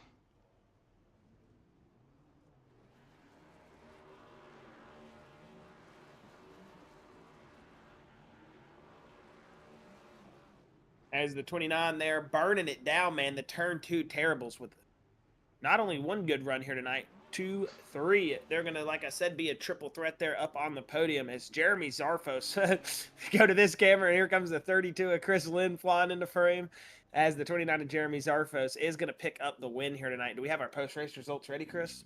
Yes.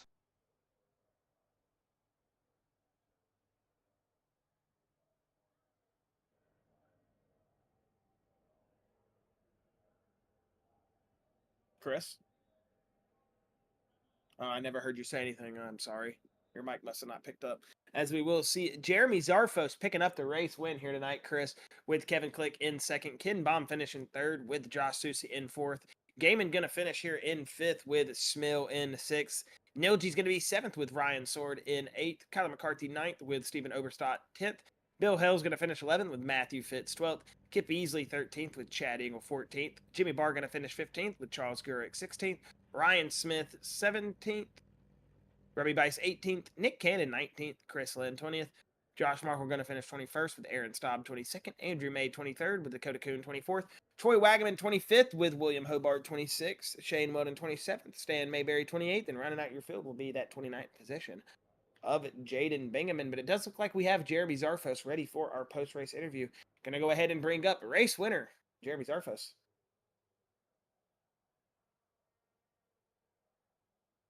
Jeremy Zarfos, Chris, and Josh up here in the Full Throttle booth. You got a copy, sir? Oh, 1 second, please. Hey, how's it going, guys? Hey, it is going fantastic, man. Hey, I got to say, Jeremy, that was an absolute rocket ship that you guys brought to the track tonight. It seemed like not only in the short run you guys had speed, in the long run you had speed, just everywhere. 1 and 2 you were fast, 3 and 4 you were fast, and you're able to kind of come there into your own there towards the middle of that race, into the starting early stages, and then towards that middle of the race, it just seemed like the 29 just took over, man. Take us through that, and we got the turn 2 terribles 1, 2, and 3 finish here tonight. Take us through how it feels picking up that race win, Jeremy, and man, again, congratulations with an absolute rocket ship there tonight. No, I appreciate it very much. It was a rocket ship, and last night did a sort of an AI race, and the way it all went down, it just ended up a couple of us in there, and Ken and I were going at it, and as the run went on, I got better and better and better, and I'm like, wait a minute, something's wrong here. Nope, we don't just drive away from Ken anytime, anywhere, and I'm like, whatever, we'll see how tomorrow goes. And from the beginning, everybody around, I could see them saving some tires, but even though they were trying to save tires, my car was straight. I could drive it hard. I could speed up. I could slow down. I could kind of do what I wanted. And I was like, man, I feel like I got something here. And then as the first run got to the end, and I ran Ken down, and then ran Kevin down, and then got to Josh, every time I got clean air, I was 2-3 tenths faster than anybody around me. And I can't really believe it, to be honest with you. I don't know if I've ever had a car match up that good in a league this good at a night. So I don't know. I don't even know what to really say at this point. I was about to say, man, it was definitely one of those things that we hinted on it so much. I mean, it just seemed like the car, like we said, not wherever you were going was on rails. And we're not going to take anything away from you, Jeremy. Obviously, it's not an easy track. Clearly, it's the track that's too tough to tame here at Darlington. But I mean, you showed tonight, man, that you not only were able to grasp it driver's side, but clearly the setup side, you guys had something ticking, man. But gotta say, here with an early win at Darlington, it's got to feel good, and definitely feel good to get that statement win at a track like Darlington. Showed everybody that the 29's not playing. How do you feel like this is going to catapult you guys now going further into the season? I mean, gotta feel good with the good finishes coming here, but now it's just an outstanding win at Darlington. Where does that put you guys mentally going into next week, and how do you think this is going to catapult the 29?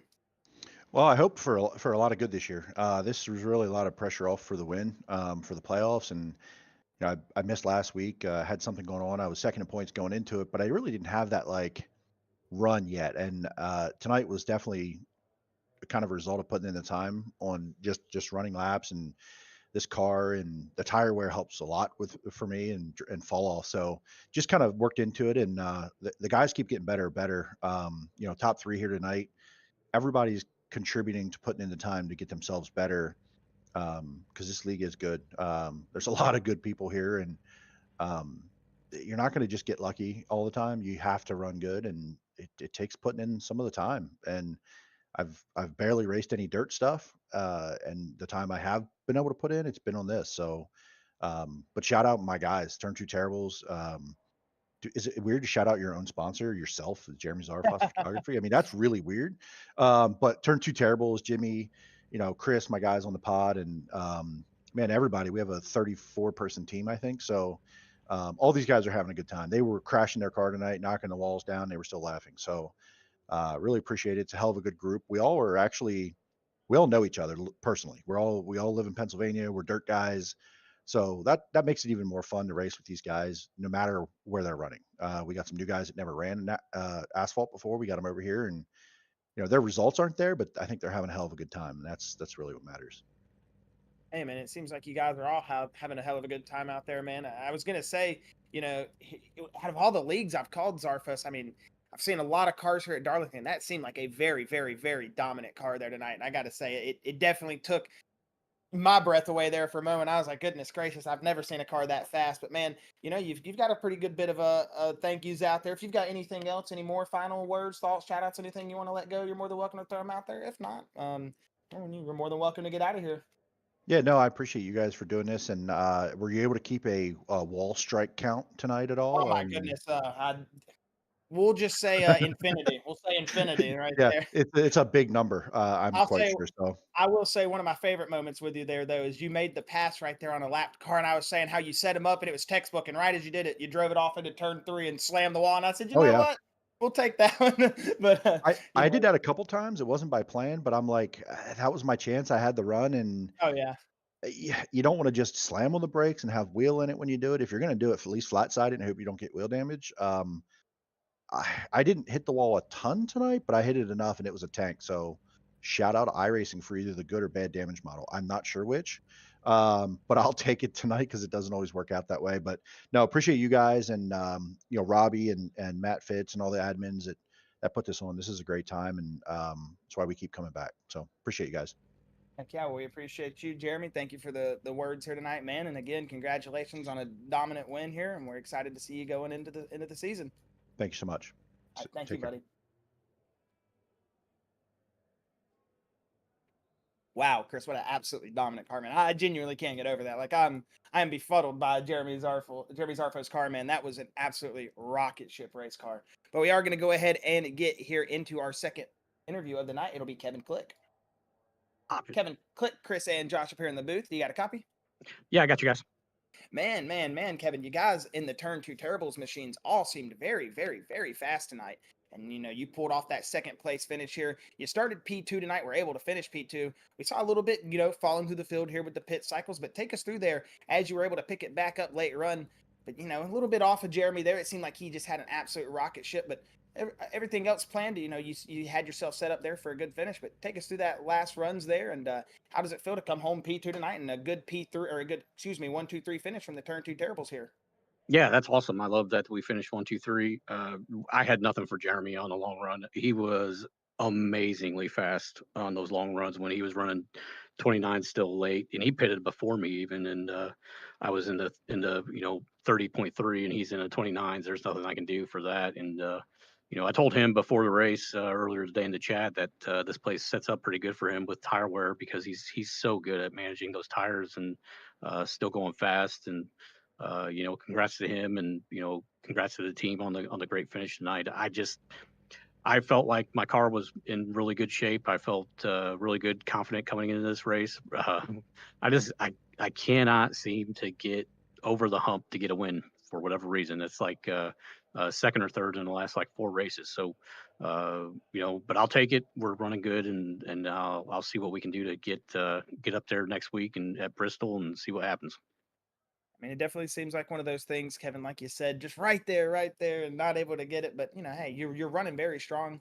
We're expecting to see that 25 machine at any moment, take that victory here. But hey, excited to see what you got going forward, man. We know you've got that good momentum. But if you've got any final words, thoughts, shout outs, anything before we let you get out of here, you're more than welcome to throw them out there, man. And we'll let you get on your way and enjoy the rest of the night and celebrate with the team on the 1, 2, 3 finish. Yeah, shout out to everybody at Turn 2 Terribles, Jeremy Zarfos Photography. Just got to thank Billy Rowley for the awesome paint that he did for me tonight. That's a throwback to Parnelli Jones Indy 500. And I just, always loved the Indy 500 and kind of wanted to do that. So special thanks to Billy Rowley. I know he's going through some things right now, and he still made time to get that paint out there for me. So if anybody's looking for any paints, go to Two to Can.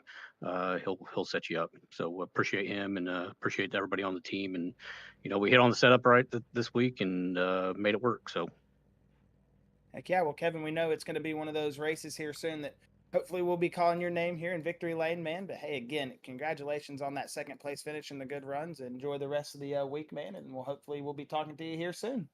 Yep, thank you guys. Thank you, man. And that was Kevin Click. Gonna go ahead and bring up Ken Baum and have a word with our third and final interview of the night. Ken Baum Jr., Chris and Josh up here in the booth. You got a copy, sir? Yeah, I got you.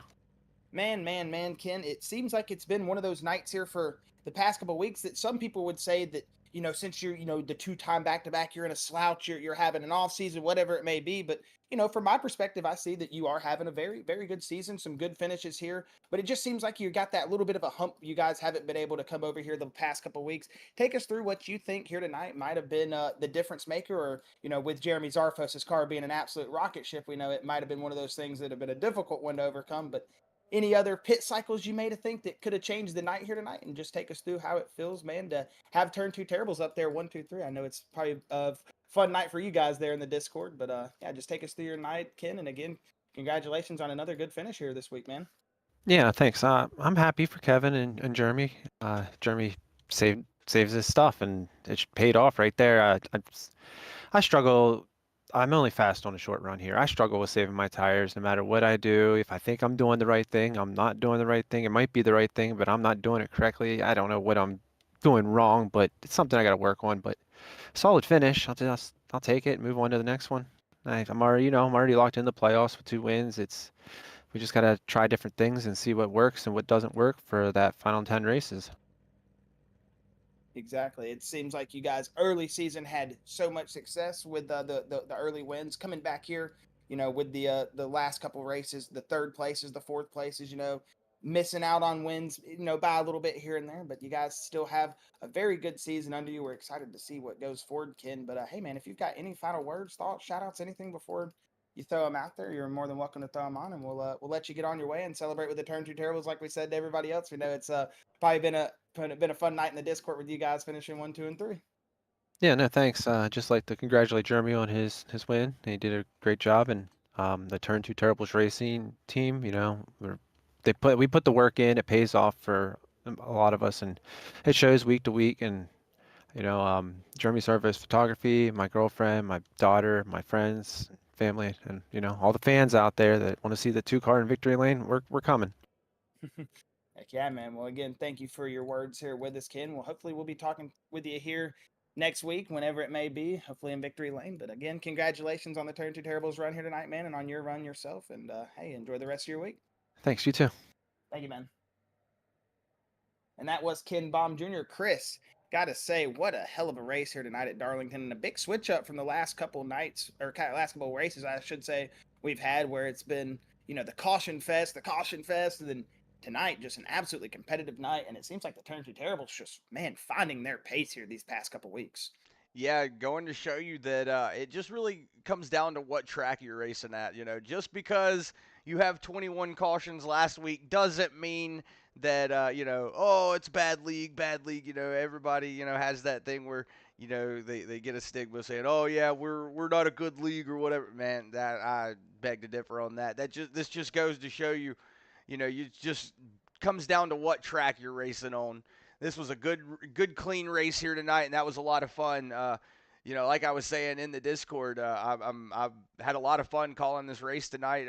Darlington, I came into it expecting that it was going to be a little crazier than it was, and this shaped out to be really really good. Just a big shout out to Robbie, um, Fitz, everybody in the background of Full Throttle that lets us put this on, lets us be able to do this. This is a lot of fun to just sit and yell at a computer screen all night and at race cars. So big shout out to everybody in the Full Throttle, everybody on the YouTube page. I didn't get to really look at it tonight. I was kind of focusing on the battles and everything that were going on, but big shout out to everybody that was out there on the YouTube watching.